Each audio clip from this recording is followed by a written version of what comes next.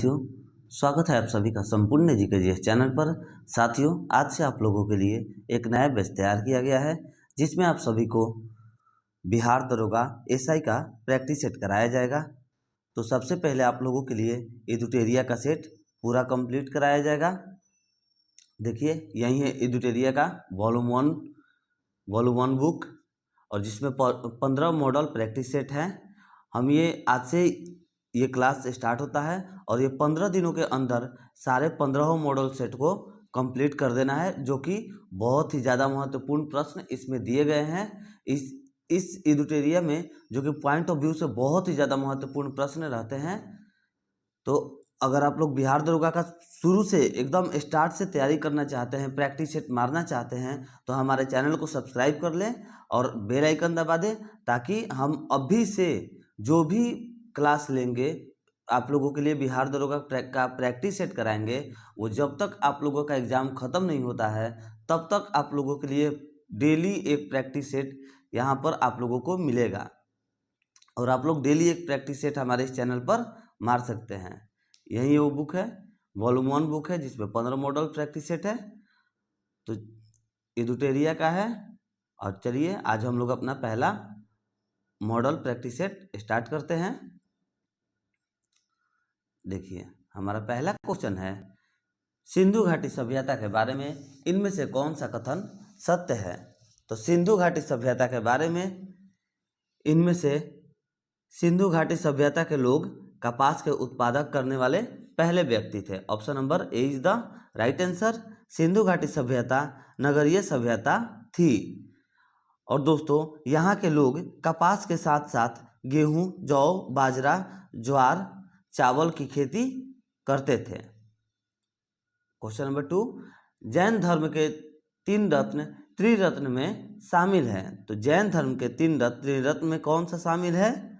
तो ये है सही विश्वास, सही ज्ञान और सही आचरण। देखिए, कौन सा ऑप्शन में है सही विश्वास, सही ज्ञान और सही आचरण। Option number C is the right answer. Chola अभिलेखों के अनुसार जैन संस्थानों को दान में दी जाने वाली भूमि को कहा जाता था। तो चोल अभिलेखों के अनुसार जो जैन को दान में दी जाती थी पहले जमीन, उसको कहा जाता था पल्ली चचंद। उसको क्या कहा जाता था, पल्ली चछानंदम। उसको पल्ली चछानंदम को पल्ली चचंद भी कहा जाता था।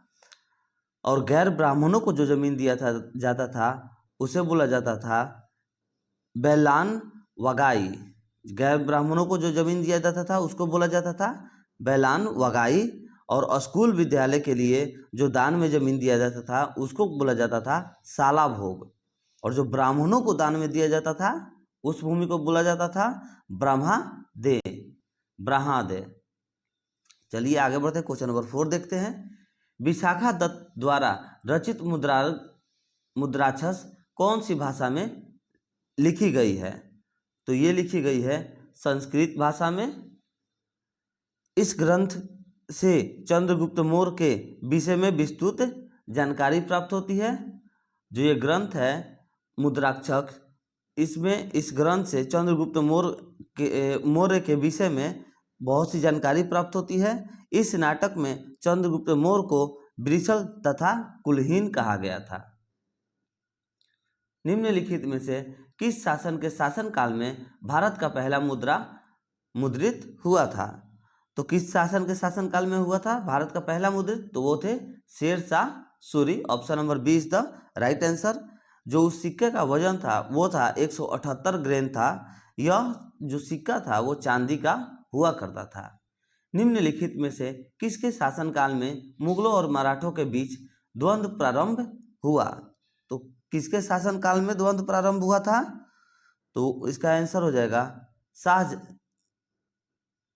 शाहजहां ने। देखिए दोस्तों, जो शाहजहां ने 1656 ईस्वी में शासनकाल में सर्वप्रथम शिवाजी के नेतृत्व में मराठों ने मुगल क्षेत्र पर आक्रमण किया था।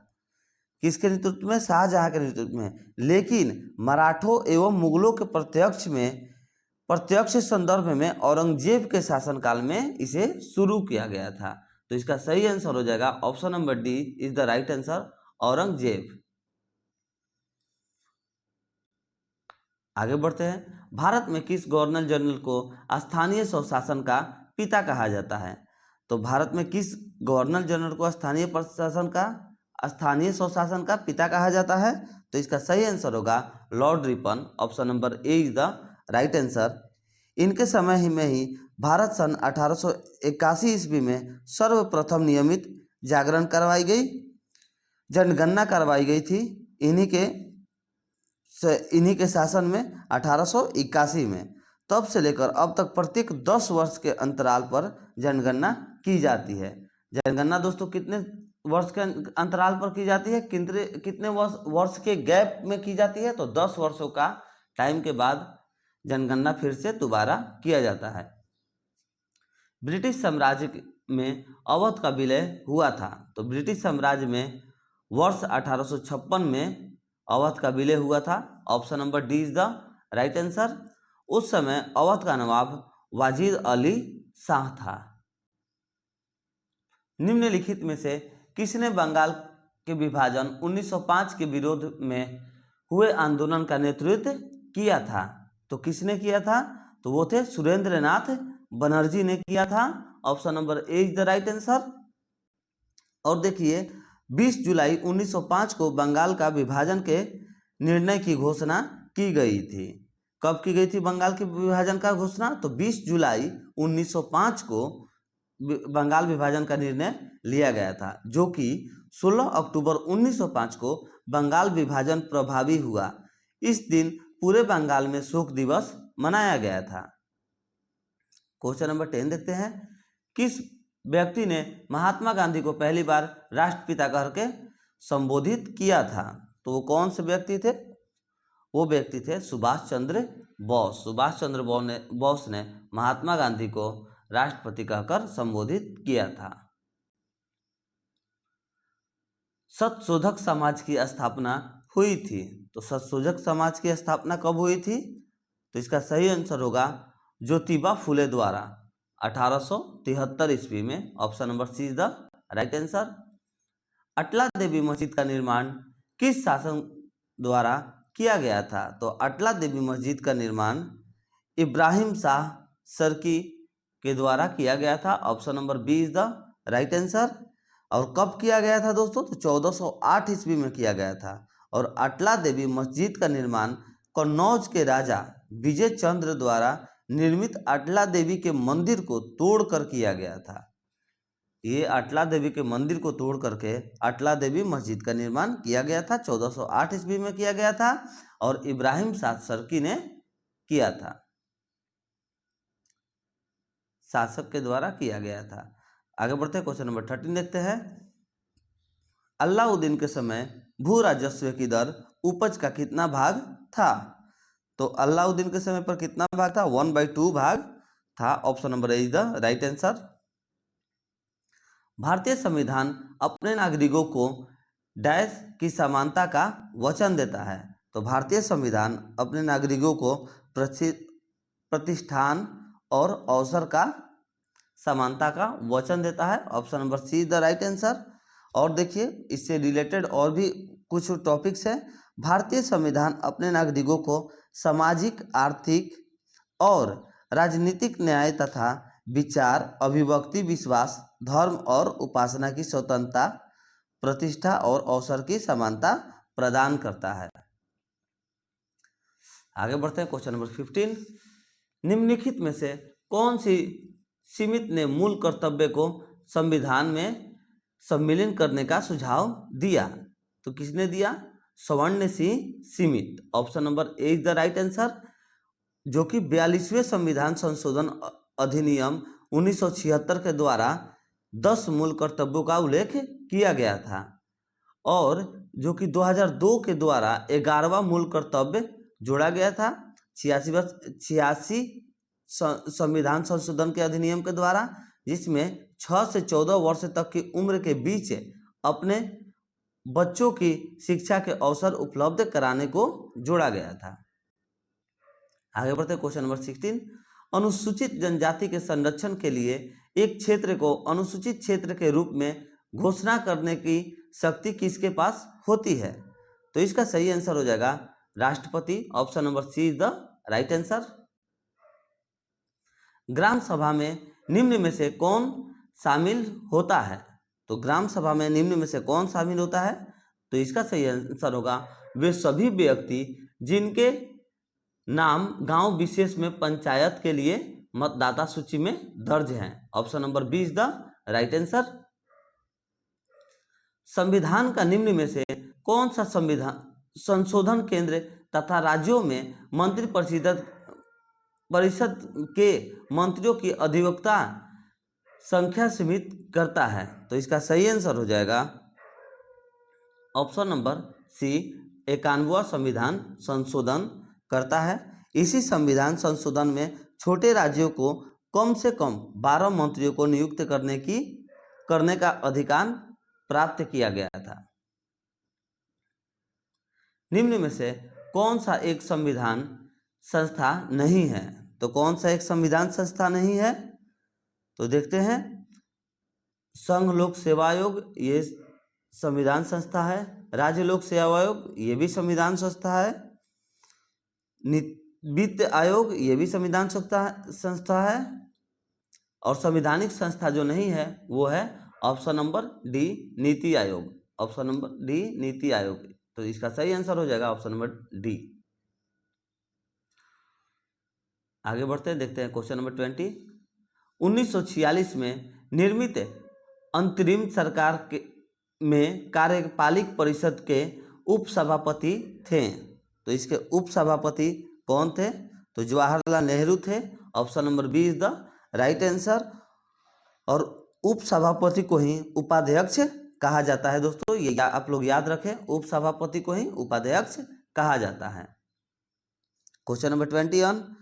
और भारतीय संविधान के किस अनुच्छेद में केंद्र शासित प्रदेशों के लिए उच्च न्यायालय का प्रावधान है? तो इसका सही आंसर हो जाएगा अनुच्छेद 241 में दिया गया है, जो कि अनुच्छेद 231 जो इस ऑप्शन में है उसमें कहा गया है 2 या अधिक राज्यों के लिए एक ही उच्च न्याय। अनुच्छेद 231 का ये था। और अनुच्छेद 214 का है राज्यों के लिए उच्च न्याय। अनुच्छेद 214 के लिए क्या है? राज्यों के लिए उच्च न्याय। और अनुच्छेद 239 के लिए संघ राज्य क्षेत्रों का प्रशासन होगा। तो इसका सही आंसर हो जाएगा option number be the right answer. Option number see the right answer, अनुच्छेद 241। आगे बढ़ते देखते हैं क्वेश्चन नंबर 22। लोकसभा के स्पीकर का निर्वाचन होता है। तो लोकसभा के स्पीकर का निर्वाचन होता है लोकसभा के सभी सदस्यों द्वारा। Option number see the right answer. निम्नलिखित में से कौन से मामले उच्च न्यायालय और उच्चतम न्यायालय की अधिकारिता में आते हैं? तो कौन से आते हैं? तो इसका सही आंसर हो जाएगा ऑप्शन नंबर सी मूल अधिकारों का प्रवर्तन, जो कि उच्चतम न्यायालय अनुच्छेद 32 के तहत तथा उच्च न्यायालय अनुच्छेद 226 के तहत मौलिक अधिकारों का रक्षा करता है। मौलिक अधिकारों का रक्षा कौन सा करता है?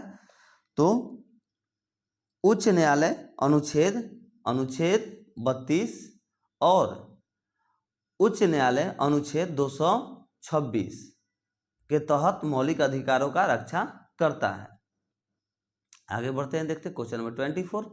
स्वर्ण त्रिभुज गोल्डन ट्राइंगल एक विशिष्ट क्षेत्र है जो मादक द्रव्यों की तस्करी के लिए प्रसिद्ध है। निम्न में से कौन सा देश इस त्रिभुज का भाग नहीं है? तो कौन सा देश इसका भाग नहीं है? तो इसका सही आंसर हो जाएगा Cambodia. Option number D is the right answer. यह थाईलैंड, म्यांमार, लाओस देश का समूह है।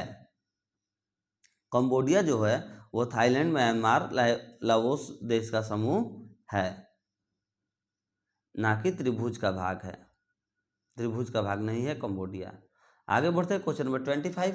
अंतर्राष्ट्रीय प्रवासी दिवस मनाया जाता है। तो अंतर्राष्ट्रीय प्रवासी दिवस कब मनाया जाता है? तो 18 दिसंबर को अंतर्राष्ट्रीय प्रवासी दिवस मनाया जाता है, जो कि अंतर्राष्ट्रीय प्रवासी दिवस 18 दिसंबर, भारतीय प्रवासी दिवस 9 जनवरी और राष्ट्रीय बालिका दिवस 24 जनवरी को मनाया जाता है। आगे बढ़ते हैं। लुसुंग त्यौहार कहाँ लोकप्रिय है? तो लुसुंग त्यौहार कहाँ का लोकप्रिय है? तो इसका सही आंसर हो जाएगा Sikkim. Option number B is the right answer. Bhutia एवं लेप्चा जनजाति द्वारा यह त्यौहार फसलों की कटाई के जश्न के रूप में मनाया जाता है। यह त्यौहार दोस्तों क्यों मनाया जाता है? तो फसलों की कटाई के रूप में मनाया जाता है। और किनके द्वारा बनाया जाता है? तो भूटिया एवं लेप्चा जनजाति के द्वारा मनाया जाता है। यूनिकस कप किस खेल से संबंधित है? तो यूनिकस कप जो है वो संबंधित है बैडमिंटन से। Option number A is the right answer. Question number 28, Surajtal झील किस राज्य में स्थित है? तो सूरजताल झील जो है वो हिमाचल प्रदेश में स्थित है। Option number B is the right answer. Renuka Nako झील सभी हिमाचल में स्थित है। रेणुका और नाको झील भी हिमाचल प्रदेश में ही स्थित है। आगे बढ़ते हैं, देखते हैं क्वेश्चन नंबर 29, इकोसिस्टम की सही परिभाषा क्या है? तो इकोसिस्टम की सही परिभाषा है जीव समुदाय और उनके वातावरण की संतुलन तंत्र। Option number D is the right answer. Question number 30, पारिस्थितिकी संतुलन बनाए रखने के लिए भारत में वन क्षेत्र कितने प्रतिशत में होने चाहिए? तो भारत में वन क्षेत्र कितने प्रतिशत होने चाहिए जिससे प्रकृति का संतुलन बना रहे? तो वो होगा 33.33%। Option number D is the right answer. जो कि परिस्थिति संतुलन बनाए रखा जा सके, पहाड़ी और पर्वतीय क्षेत्रों में यह निर्धारण 2/3 है ताकि अपरदन और भूस्खलन को रोका जा सके। इतने अपरदन और भूस्खलन को रोका जा सके, इसके लिए परिस्थिति जो संतुलन है उसे बनाए रखने के लिए वन क्षेत्र में 33.33% होना चाहिए। क्वेश्चन नंबर 31 देखते हैं।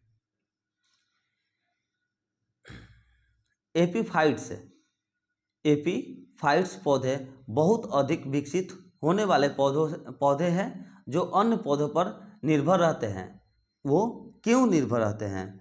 तो वो निर्भर रहते हैं यांत्रिक मदद हेतु। वो क्यों निर्भर रहते हैं? तो यांत्रिक मदद हेतु। Option number C is the right answer. देखिए, एपीफाइट्स पौधे वे पौधे होते हैं जो आश्रय के लिए अन्य वृक्षों पर निर्भर होते हैं, लेकिन पोषक तत्वों के लिए इस पर निर्भर नहीं होते हैं। ये पौधे वर्षा, जल, वायु तथा अन्य स्रोतों से अपना पोषक तत्व प्राप्त करते हैं। आगे बढ़ते हैं, देखते हैं क्वेश्चन नंबर 32, निम्नलिखित में से कौन सुमेलित नहीं है? तो निम्नलिखित में से जो सुमेलित नहीं है वो होगा कंचनगंगा। यहाँ पर दिया गया है कंचनगंगा 2002, इसका सही होगा कंचनगंगा 2000। और कहाँ पर हुआ था? तो सिक्किम। देखिए, कंचनगंगा जो है वो 2002 होगा यहाँ पर। आगे बढ़ते हैं, देखते हैं क्वेश्चन नंबर 33, क्षेत्रीय भाषा में निर्णय प्रकाशित करने वाला पहला हाईकोर्ट कौन सा है? तो क्षेत्रीय भाषा में निर्णय प्रकाशित करने वाला पहला हाईकोर्ट है वो है Kerala high court. Option number A is the right answer. और इसी के साथ साथ दोस्तों, हाईकोर्ट की कार्रवाई को लाइव प्रशासन करने वाला पहला हाईकोर्ट जो है वो गुजरात का है, जो कि अपना लाइव जो है कार्रवाई करने वाला पहला हाईकोर्ट बना था। क्वेश्चन नंबर 34, किस राज्य सरकार द्वारा स्वास्थ्य ऐप को जारी किया गया है? तो किस राज्य सरकार द्वारा स्वास्थ्य ऐप को जारी किया गया है? तो वो सरकार है तमिलनाडु के द्वारा ये निर्णय लिया गया है, जो कि उनके जो स्वच्छता कर्मचारी हैं जो तमिलनाडु सरकार ने राज्य के स्वच्छता कर्मचारियों और उनके परिवार के सदस्यों के कल्याण हेतु स्वास्थ्य ऐप की जारी किया था। आगे देखते हैं क्वेश्चन नंबर 35। हाल ही में संगम नौसेना अभ्यास का आयोजन भारत ने किस देश के साथ किया था? तो भारत ने किया था अमेरिका देश के साथ। Option number see the right answer, जो कि 7वां संगम युद्ध अभ्यास भारत तथा अमेरिका के मध्य दिसंबर 2022 में गोवा में संपन्न हुआ था। Question number 36। अंतर्राष्ट्रीय श्रम संगठन जिसे ILO में शामिल होने वाला 127वां देश कौन सा है? तो 127वां जो ये देश है वो होगा Tonga. Option number B is the right answer. अंतर्राष्ट्रीय श्रम संगठन की स्थापना 1919 में किया गया था। इसका मुख्यालय जेनेवा में है। इसके शामिल होने वाला 127वां देश टोंगा है। इसकी राजधानी नुकू आलोपा है। टोंगा की राजधानी कहाँ है? नुकू आलोपा है। आगे देखते हैं क्वेश्चन नंबर 37। विश्व हिंदी सम्मेलन 2023 का जिसका आयोजन फिजी में किया गया, इसमें भारत के तरफ से किसे प्रतिनिधित्व किया? तो भारत की तरफ से किसने प्रतिनिधित्व किया था? तो वो थे हमारे एस जयशंकर, जो कि एस जयशंकर भारत के विदेश मंत्री हैं। वो 12वां विश्व हिंदी सम्मेलन का आयोजन फरवरी 2023 में फिजी में किया था। आगे बढ़ते हैं क्वेश्चन नंबर 38। भारत सरकार ने भूकंप प्रभावित देश तुर्की तथा सीरिया की मदद के लिए कौन सा ऑपरेशन चलाया था? तो ये जो ऑपरेशन चला था उसका नाम था operation Dost. Option number B is the right answer. फरवरी 2023 में तुर्की तथा सीरिया में आए भूकंप के लिए लगभग 50,000 से अधिक लोगों की मृत्यु हो गई थी। फरवरी 2023 में तुर्की तथा सीरिया में आया था भूकंप, जिसमें 50,000 से अधिक लोगों की मृत्यु हो गई थी। उसी के दौरान भारत सरकार ने बचाव एवं सहायता हेतु NDRF की टीम तुर्की तथा सीरिया भेजा एवं इसे ऑपरेशन दोस्त का नाम दिया गया था।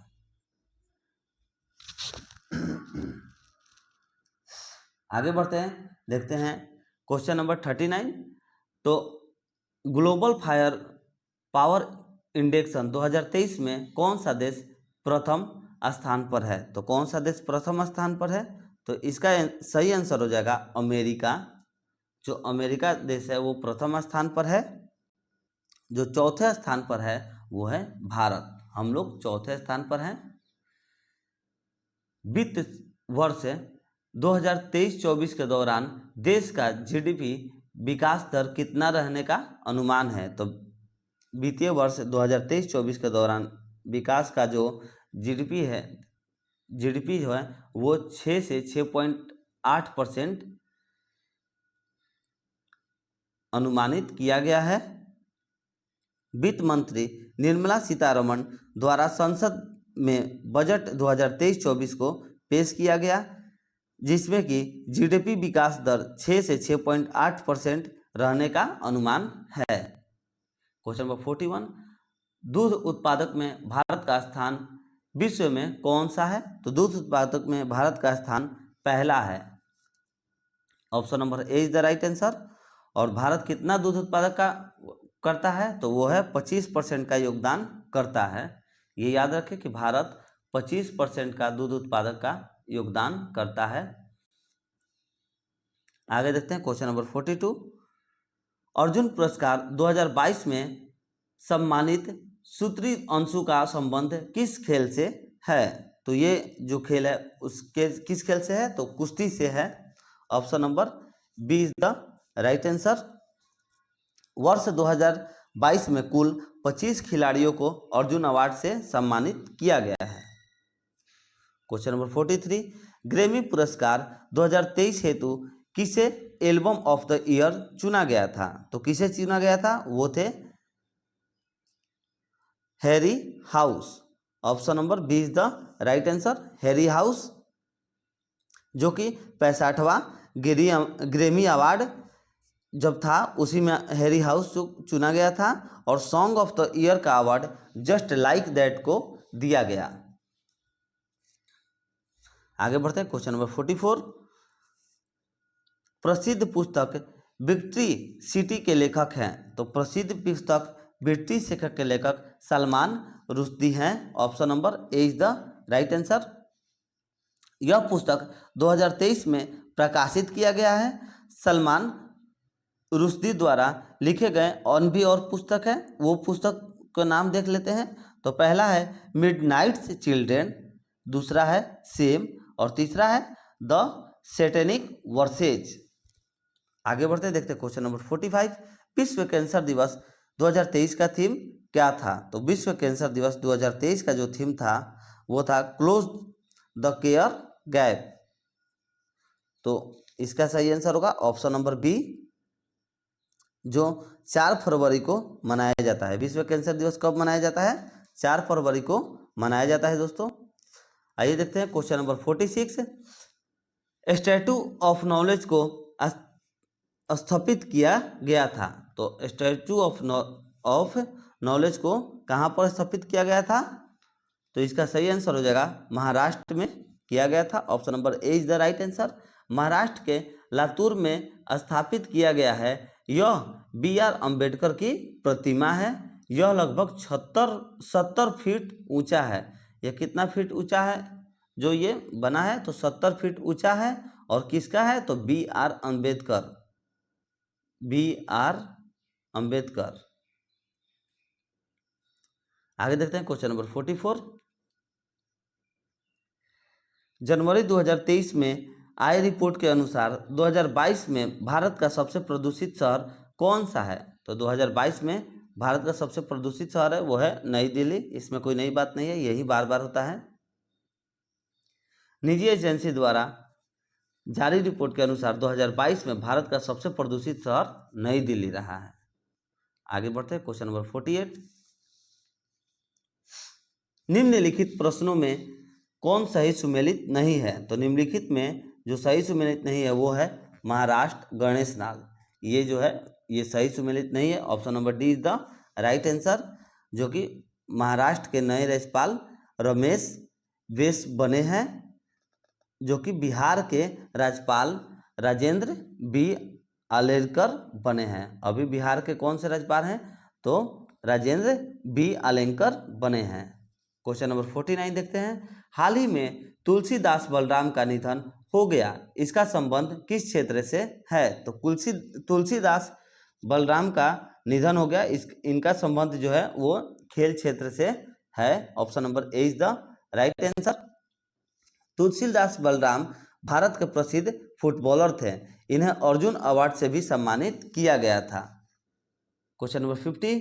भारतीय प्रतिस्पर्धा आयोग के लिए अध्यक्ष कौन बने?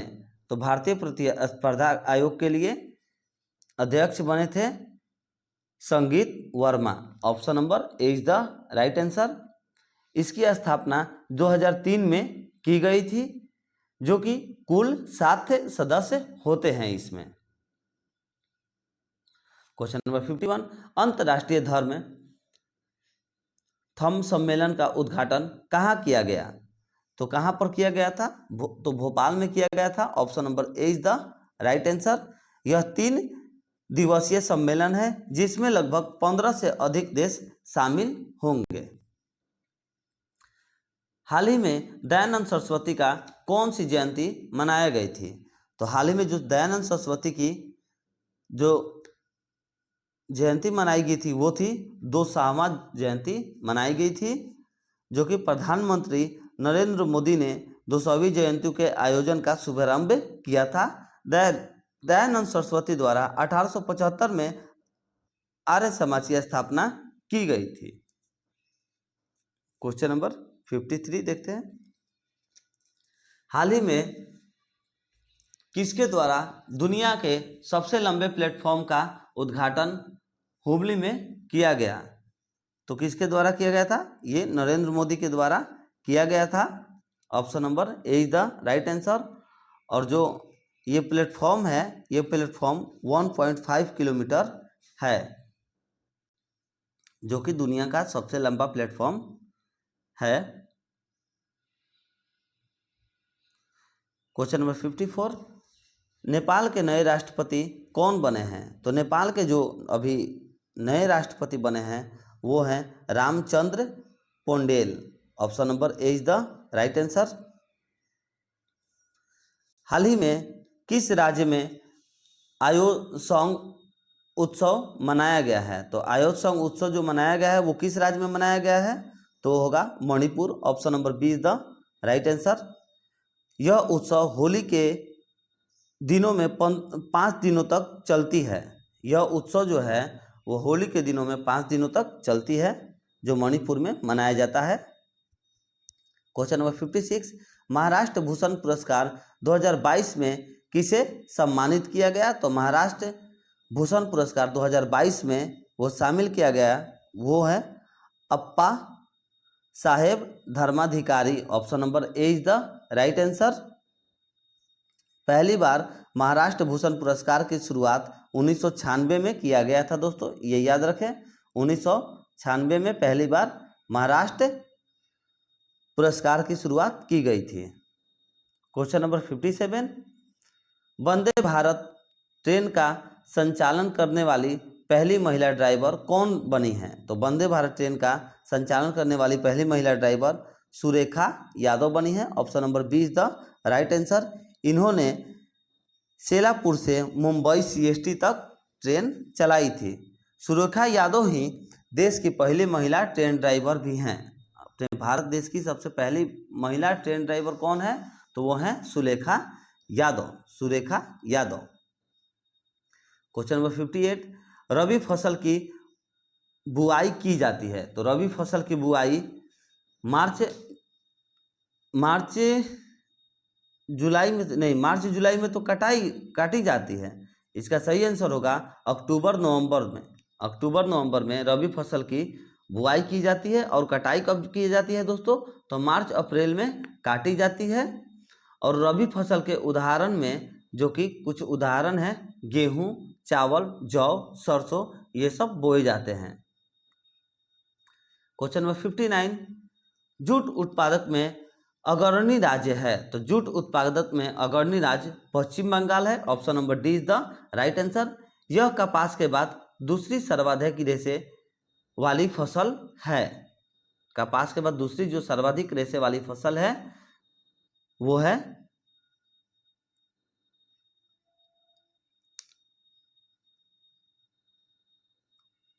जूट। वो है क्या है? वो है जूट। आगे बढ़ते हैं, क्वेश्चन नंबर 16 देखते हैं। किस भारतीय राज्य की अधिकतम सीमा म्यांमार से लगती है? तो इसका सही आंसर हो जाएगा ऑप्शन नंबर ए अरुणाचल प्रदेश। पूर्वोत्तर के 4 राज्य म्यांमार के साथ सीमा साझा करते हैं, जिसमें सबसे लंबी सीमा अरुणाचल प्रदेश 520 किलोमीटर लगती है। सबसे लंबी सीमा अरुणाचल प्रदेश की, जो कि 520 किलोमीटर है। आगे बढ़ते हैं, देखते हैं क्वेश्चन नंबर 61। तो क्वेश्चन नंबर 61 कह रहा है, भारत के उत्तरी मैदान में शीत वर्षा में वर्षा होती है। तो इसका सही आंसर होगा पश्चिमी विक्षोभ से होती है। पश्चिमी विक्षोभ के कारण होती है ये दोस्तों। यह वर्षा रबी फसल के उत्पादक में सहायक होती है। रबी फसल के लिए ये बहुत ही ज़्यादा अच्छा वर्षा माना जाता है। क्वेश्चन नंबर 62, कॉफ़ी पोट के नाम से जाना जाता है। तो कॉफ़ी पोट के नाम से सेटोस को जाना जाता है। सेंटोस को जाना जाता है। Option number B is the right answer. विश्व में सर्वाधिक कॉफ़ी उत्पादक का जो है वो है ब्राज़ील करता है। सेटोस ब्राज़ील का ही एक कॉफ़ी बंदरगाह है। सेटोस कहाँ पर है? तो वो ब्राज़ील में है। और सेटोस ब्राज़ील का ही एक कॉफ़ी बंदरगाह है। यहाँ से कॉफ़ी का सर्वाधिक निर्यात किया जाता है, इसलिए इसे कॉफ़ी पोर्ट के नाम से भी जाना जाता है। इसे कॉफ़ी पोर्ट के नाम से भी जाना जाता है सेटोस को। आगे बढ़ते हैं, देखते हैं क्वेश्चन नंबर 63। नंदा देवी चोट किस हिमालय का भाग है? तो नंदा देवी चोट जो है वो कुमायूं हिमालय का भाग है। Option number C is the right answer. यह उत्तराखंड में स्थित है। यह भारत की दूसरी सबसे बड़ी चोटी है। हिमालय की प्रमुख चोटी कामेत, केदारनाथ, त्रिशूल है। ये आप लोग याद रखें, हिमालय की जो प्रमुख चोटी है वो है कामेत, केदारनाथ और त्रिशूल है। आगे बढ़ते हैं, क्वेश्चन नंबर 64। द्वीपों का समूह लक्षद्वीप है, तो इसका सही आंसर हो जाएगा प्रवाल द्वारा निर्मित। Option number A is the right answer. Lakshadweep अरब सागर में स्थित है तथा ये प्रवाल द्वारा निर्मित है। लक्षद्वीप जो है वो अरब सागर में स्थित है, जो कि प्रवाल के द्वारा निर्मित है। लक्षद्वीप 36 छोटे छोटे द्वीपों का एक समूह है।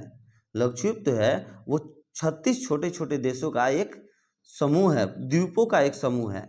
इसे 1956 में केंद्र शासित प्रदेश के रूप में स्थापित किया गया। कब किया गया था इसे? तो 1956 में केंद्र शासित के रूप में स्थापित किया गया था। आगे बढ़ते हैं, देखते हैं क्वेश्चन नंबर 65। दूधगंगा निम्नलिखित में से किसकी सहायक नदी है? दोस्तों ये तो हमने आप लोगों को पिछले क्लास में करा चुके हैं, मगर इसका अभी भी आप लोग को जवाब में दे देते हैं कि इसका सही आंसर होगा चिनाब। दूधगंगा जो है वो चिनाब की सहायक नदी है। तो दूधगंगा चिनाब की सहायक नदी है तथा यह जम्मू और कश्मीर में प्रवासित होती है। यह कहाँ पर प्रवासित होती है? तो जम्मू और कश्मीर में। Question number 66। भार की एसआई मात्रक है, तो भार की एसआई मात्रक क्या है? वो है न्यूटन होता है। और भी कुछ चीज़ों की एसआई मात्रक देख लेते हैं, जैसे लंबाई की एसआई मात्रक मीटर, और द्रव्यमान का किलोग्राम, समय का सेकंड, विद्युत धारा का एम्पियर, ताप का केल्विन, और पदार्थ की मात्रा का मोल, और ज्योति तीव्रता का कैंडेला जो है वो एसआई मात्रक होता है। Question number 67।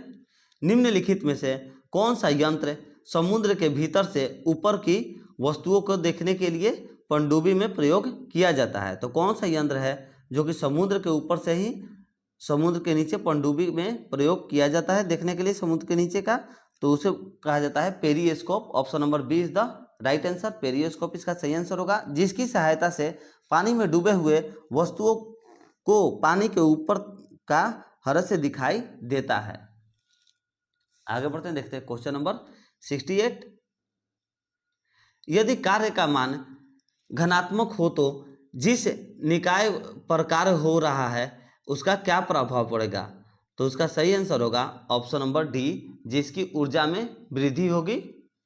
जिस कारण से किसी वस्तु में कार्य करने की क्षमता होती है उसे ऊर्जा कहते हैं।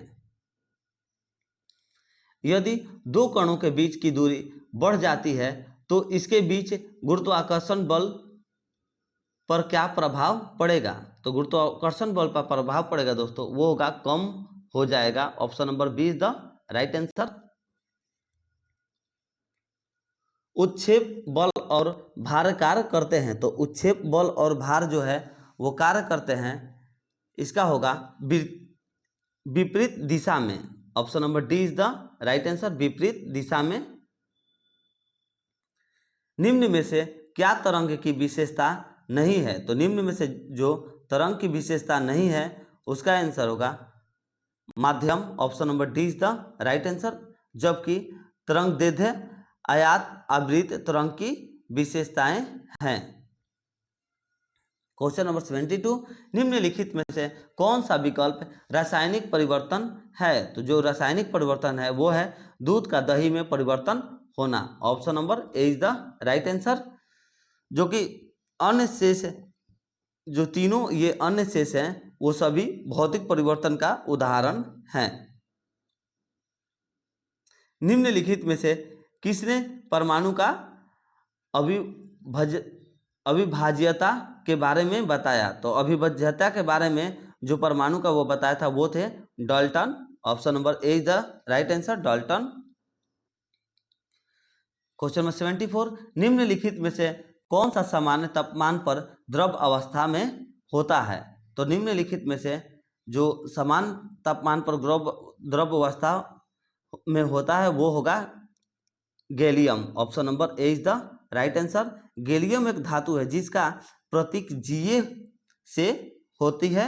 यह प्रतीक में मुलायम और चांदी जैसी सफेद होती है। निम्नलिखित में से कौन सा किसी धातु का इलेक्ट्रॉनिक विन्यास नहीं है? तो कौन सा जो कि किसी धातु का इलेक्ट्रॉनिक विन्यास नहीं है, तो वो होगा 2,6 जो कि ऑक्सीजन गैस है। Option number B is the right answer. तो इसी के साथ आगे और देख लेते हैं जो कि इलेक्ट्रॉनिक विन्यास है और उसके तत्व। तो 2,6 जो है वो ऑक्सीजन गैस के तत्व है, 2,1 लिथियम धातु के तत्व हैं और 2,8,1 सोडियम धातु के तत्व हैं और 2,8,3 जो है वो एल्युमिनियम धातु के तत्व हैं। आगे बढ़ते हैं, क्वेश्चन नंबर 76 देखते हैं। निम्नलिखित में से किसे एक तत्व के भार की तुलना में एक मूल विशेषताएं माना जाता है? तो इसका सही आंसर हो जाएगा ऑप्शन नंबर डी, परमाणु क्रमांक। परमाणु क्रमांक इसका सही आंसर हो जाएगा। देखिए कहाँ गया क्वेश्चन, हाँ परमाणु क्रमांक इसका सही आंसर होगा। किसी परमाणु के नाभिक में उपस्थित प्रोटॉनों की संख्या को उस तत्व का परमाणु क्रमांक कहते हैं। किसे परमाणु क्रमांक किसे कहते हैं? किसी परमाणु के नाभिक में उपस्थित प्रोटॉनों की संख्या को उस तत्व का परमाणु क्रमांक कहते हैं। आगे बढ़ते देखते हैं क्वेश्चन नंबर 77। ऑक्सीकरण प्रतिक्रिया में निम्नलिखित में से क्या होता है? तो ऑक्सीकरण प्रतिक्रिया में निम्नलिखित में से इलेक्ट्रॉन में कमी होता है। Option number B is the right answer, जो कि इलेक्ट्रॉन ग्रहण करने की प्रक्रिया को अपचयन का अवकरण कहा जाता है। आगे बढ़ते क्वेश्चन नंबर 78 देखते हैं। तो क्वेश्चन नंबर 78 कह रहा है हमारे दोस्तों, यदि किसी लवण का पीएच मान 0 है तो वह डैश का लवण होता है। तो इसका सही आंसर हो जाएगा option number A is the right answer, सशक्त एसिड और कमजोर बेस इसका सही आंसर हो जाएगा। आगे बढ़ते क्वेश्चन नंबर 79। जलीय विलयन में किसी अम्ल का क्षार में क्या परिवर्तन होता है? तो किसी अम्ल का क्षार में परिवर्तन होता है, क्षार जल में OH- आयत निर्मित करते हैं। Option number A is the right answer. उस निष्क्रिय गैस का क्या नाम है जिसे आधुनिक आवर्त सारणी के पहले आवर्त में रखा गया है? तो उसका होगा option number B, helium is the right answer. अधातुओं का व्यापक उपयोग निम्न में से किसमें होता है? तो अधातुओं का व्यापक जो है वो खाद में से होता है, जो कि पौधे की बेहतर वृद्धि के लिए खाद के रूप में किया जाता है। Question number 82। कॉस्टिक सोडा का रासायनिक नाम है। तो कॉस्टिक सोडा का रासायनिक नाम है वो है sodium hydroxide. Option number D is the right answer. Haematology का अध्ययन निम्नलिखित में से किससे संबंधित है? तो इसका सही आंसर हो जाएगा रक्त से संबंधित है। Option number A is the right answer. पानी की कमी के कारण कोशिका के संकुचित भित्ति से अलग होने की प्रक्रिया को क्या कहा जाता है? तो इस प्रक्रिया को कहा जाता है plasmolysis. Option number D is the right answer. Question number 85। हमारे शरीर में वसा संचायक ऊतक कौन सा है? तो हमारे शरीर में जो वसा संचायक ऊतक है वो है एडिपोज ऊतक। Option number A is the right answer, adipose ऊतक। Question number 86। अस्थायी ऊतकों के निर्माण के लिए एक स्थायी संरचना, आकार और क्रिया अपनाने की प्रक्रिया को क्या कहा जाता है? तो इसका सही आंसर होगा विभेदन। Option number D is the right answer, विभेदन। पदकों में सबसे प्रचुर मात्रा में उपस्थित तत्व है। तो पदकों में जो सबसे प्रचुर मात्रा में उपस्थित तत्व है वो है carbon. Option number C is the right answer. जबकि पत्तियों में प्रचुर मात्रा में मैग्नीशियम Mg पाया जाता है। पत्तियों में प्रचुर मात्रा में मैग्नीशियम Mg पाया जाता है। निम्नलिखित में से किसने सजीव वस्तुओं में लक्षणों की आनुवांशिक से अनुवांशिक के सिद्धांतों के प्रतिपादक में योगदान दिया। तो इसका सही आंसर हो जाएगा ग्रेगर मेंडल। ग्रेगर मेंडल इसका सही आंसर होगा। Option number C is the right answer. दोस्तों ग्रेगर मेंडल को ही भारत ऑफ मॉडर्न जेनेटिक्स कहा जाता है। क्वेश्चन नंबर 89, जोक निम्नलिखित में से किस संघ से संबंधित है? तो जोक जो है Annelida, option number A is the right answer, Annelida से संबंधित है। क्वेश्चन नंबर 90, निम्नलिखित में से किसमें हेमोडोट दांत पाए जाते हैं? तो वो सही होगा, मछली में हेमोडोट दांत पाए जाते हैं। Option number A is the right answer. देखते हैं क्वेश्चन नंबर 91, मनुष्यों के पाचन तंत्र में उत्सर्जित अम्ल कौन सा होता है? तो उत्सर्जित अम्ल जो होता है वो होता है हाइड्रोक्लोरिक अम्ल, जिसे HCl भी कहा जाता है। HCl हाइड्रोक्लोरिक अम्ल को कहा जाता है। ये इसका सही आंसर होगा, ऑप्शन नंबर डी। निम्नलिखित में से कौन सा रोग विषाणुजनित नहीं है? तो विषाणुजनित जो रोग नहीं है वो होगा तपेदिक, option number B is the right answer. तो चेचक, इन्फ्लुएंजा, खसरा विषाणुजनित रोग हैं। चेचक, इन्फ्लुएंजा और खसरा विषाणुजनित है, मगर तपेदिक जो है वो जीवाणुजनित रोग है। तो option number B is the right answer. Question number 93 देखते हैं। 1949 में भारत सरकार द्वारा नियुक्त राष्ट्रीय आय सीमित का अध्यक्ष निम्नलिखित में से कौन था? तो कौन था? वो थे PC Mahalanobis, option number B is the right answer. Question number 94, national academy of agriculture research management जिसे NAARM स्थित है, तो ये कहाँ पर स्थित है? तो ये हैदराबाद में स्थित है। Option number B is the right answer. दोस्तों NAARM का फुल फॉर्म क्या होता है? तो national academy of agriculture research management होता है। ये आप लोग याद रखें। क्वेश्चन नंबर 95, निम्नलिखित कीमत सूचांकों में से केंद्र शासन के कर्मचारियों की मजदूरी में क्षतिपूर्ति हेतु किसका प्रयोग किया जाता है? तो किसका प्रयोग किया जाता है? तो इसका सही आंसर हो जाएगा औद्योगिक कर्मियों के लिए उपभोक्ता कीमत सूचकांक, option number B is the right answer. आगे बढ़ते क्वेश्चन नंबर 96। दोस्तों यहाँ से मैथ का क्वेश्चन है, जो कि ज़्यादा नहीं, बस 5 क्वेश्चन है। तो इसका हम लोग जल्दी से फटाफट आंसर देख लेते हैं। क्वेश्चन नंबर 96 का आंसर होगा ऑप्शन नंबर ए 2:3। क्वेश्चन नंबर 97, क्वेश्चन नंबर 97 का आंसर होगा 15 मिनट। इसका PDF आप लोगों को टेलीग्राम चैनल पर उपलब्ध करा दिया जाएगा। आप लोग वहां से जा करके इन सभी को विस्तार से अगर खुद से भी पढ़ना चाहते हैं तो जो जो इंपॉर्टेंट पॉइंट्स है वो आप खुद से मार्क कर दिए गए हैं। हमारे जो भी नोट्स होंगे उसमें सारे इंपॉर्टेंट पॉइंट्स को मार्क कर दिए गए हैं। आप लोगों को टेलीग्राम पर उपलब्ध करा दिया जाएगा। आप लोग टेलीग्राम चैनल से PDF लेकर के अच्छे से पढ़ भी सकते हैं। तो क्वेश्चन नंबर 98 का सही आंसर होगा option number D 4। Question number 99 का सही आंसर होगा 18,000 रुपया, option number A is the right answer. Question number 100 का क्या आंसर होगा? इसका आंसर होगा 1800, option number C is the right answer.